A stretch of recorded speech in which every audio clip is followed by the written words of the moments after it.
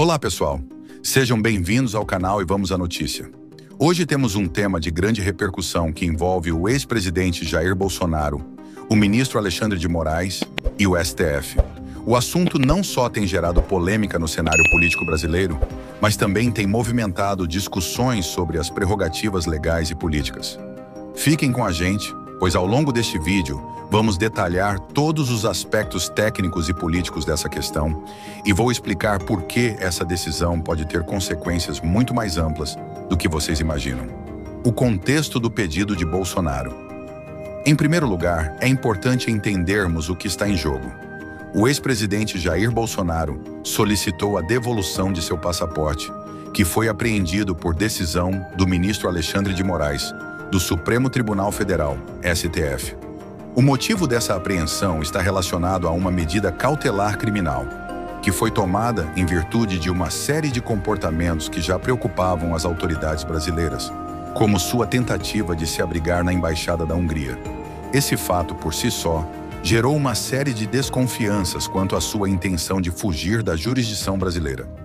Agora, mesmo investigado, Bolsonaro continua sendo um ex-presidente da República e, como tal, é natural que um governo estrangeiro queira convidá-lo para eventos internacionais, como, por exemplo, a cerimônia de posse de um presidente de um país aliado.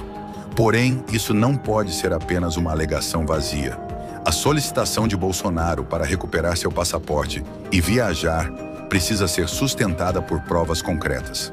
Afinal, estamos tratando de um pedido que envolve questões de segurança e soberania nacional. A análise do pedido e os requisitos legais. De acordo com o ministro Alexandre de Moraes, a exigência é clara. É preciso apresentar provas sólidas que comprovem a legitimidade do convite e a necessidade da saída temporária do país. A defesa de Bolsonaro, em sua petição, alegou que o convite tinha uma origem questionável e carecia de especificidade, como a data e a hora da posse. Esse é um ponto crucial, pois o ministro Moraes destacou que não poderia conceder a autorização com base em um e-mail enviado de um endereço eletrônico duvidoso, sem detalhes importantes, como o momento exato do evento. Moraes, portanto, está exigindo não apenas o convite formal, mas também a documentação que comprove a veracidade e a necessidade da viagem. É aí que entra o segundo ponto importante dessa história.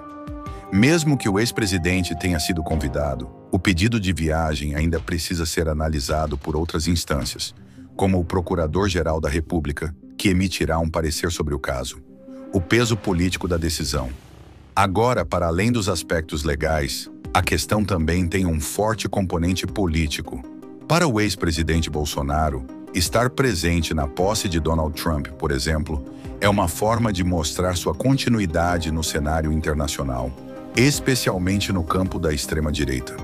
A presença de Bolsonaro seria uma maneira de fortalecer sua imagem entre seus apoiadores e também de reafirmar sua postura alinhada com a política de Trump. Por outro lado, para Donald Trump, essa fotografia com aliados políticos internacionais tem grande valor simbólico.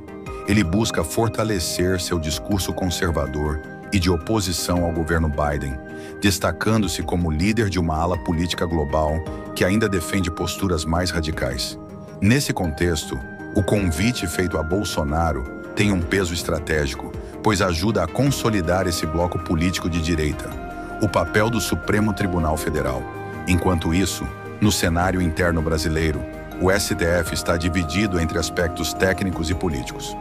O ministro Alexandre de Moraes tem sido alvo de críticas, com alguns setores da sociedade alegando que sua postura poderia ser uma forma de perseguição política contra o ex-presidente Bolsonaro. Este é um argumento que ganha força, especialmente nas redes sociais, onde a narrativa de que há uma perseguição contra o ex-presidente tem sido amplamente divulgada. Em relação a isso, o ministro Moraes deixou claro que sua decisão será baseada estritamente na análise técnica do pedido. Ele tem sido firme ao ressaltar que, se conceder a autorização de saída, isso precisa garantir que Bolsonaro não possa se furtar à jurisdição brasileira. A dúvida é, se Bolsonaro viajar e não retornar, como o Brasil poderia garantir a efetividade de uma possível condenação futura caso ele seja processado por crimes como tentativa de golpe de Estado. O risco de fuga e a segurança jurídica. Essa preocupação é legítima. O fato de Bolsonaro ter se refugiado na embaixada da Hungria, um país cujo governo era aliado ao seu, levanta questionamentos sobre o risco de ele buscar abrigo em outras nações para evitar as autoridades brasileiras.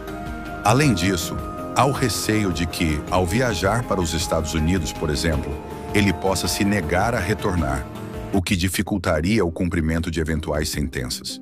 Embora o ex-presidente ainda não tenha sido formalmente acusado, o processo já está em andamento, com investigações que apontam para envolvimento em tentativas de subversão da ordem democrática. Se Bolsonaro for acusado e condenado no futuro, o Brasil precisará garantir que ele esteja sujeito à sua jurisdição, sem possibilidades de escapar para outros países. O que pode acontecer a seguir? Com isso, a grande pergunta é: o ministro Alexandre de Moraes vai autorizar ou não a saída do ex-presidente? Com base nas informações disponíveis e considerando a necessidade de provas que sustentem a legitimidade do convite, a decisão mais provável é que a autorização não seja concedida, pelo menos não sem uma análise mais aprofundada. E mesmo que o Procurador-Geral da República dê um parecer favorável, Moraes ainda poderá barrar a viagem caso identifique riscos à soberania nacional. E quanto à retórica de perseguição política, o ex-presidente Bolsonaro e seus aliados já começaram a usar as redes sociais para construir uma narrativa de que estão sendo perseguidos politicamente. Esse é um ponto interessante, pois a decisão do STF, embora técnica, pode ser interpretada por parte de seus apoiadores como uma tentativa de enfraquecer sua imagem e, consequentemente, sua base política. Essa retórica é algo a ser observado, pois ela pode ganhar força e influenciar a opinião pública, não só no Brasil, mas também internacionalmente.